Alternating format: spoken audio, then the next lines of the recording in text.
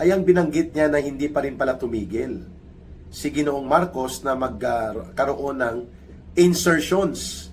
At para hindi mahalata na sabay kanya tinira, ay pinakamada niya na ngayon ang insertions sa loob ng NEP. 97 billion pesos para sa flood control projects pa rin. Mga kababayan, kunwari i-correct ang flood control projects. Yun ang pagkakakuha ko sa presentation ni Ginoong Saldico. At ito ay ipinasok na sa National Expenditures Program. Pero, nung previous na mga budget process, nang nagagamit pa nila ni Martin Romualdez sa sindikato nila si Saldico, ang pinagdadaanan po ay doon talaga sa BISCAM at sa small committee upang mabuo ang unified version ng isang batas o ng panukala sa budget. But before po ito, isusumite kay Marcos Jr. Para pirmahan niya na magiging batas, kaya nagiging GAA.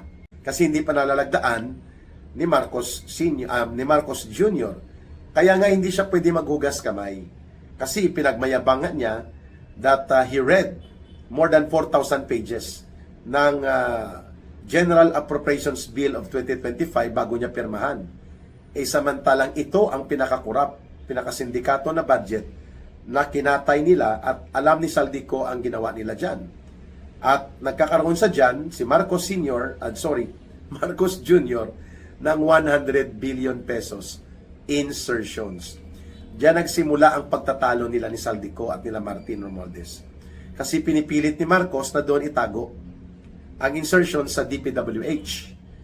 Bubukol ang budget ng DPWH, aabot na ng 1.13 trillion. Dapat mga 900 lang, no? Billion. At magiging malaki pa ang budget niya sa sektor ng edukasyon.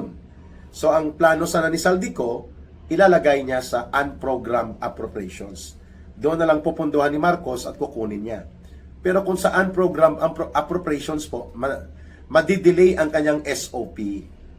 Kasi sa DPWH, pwede ka na mag-cash advance sa mga contractors kagaya ni Diskaya at ng iba pang mga ginagamit nila na contractors na siya din ang nagbulgar nang sa panahon na gusto niya mag-arti-artihan at maghambog-hambuga na kinakalabanan niya ang sindikato ng pangungurakot at pandarambong dahil mabibisto na siya. So yun pala ang gusto niya. 100 billion pesos, sabi ni Marcos, dyan dapat sa DPWH. Kasi kukuhanan niya ng 25% kagad. At didiskartihan yun ni Manny Bunuan. Ayan.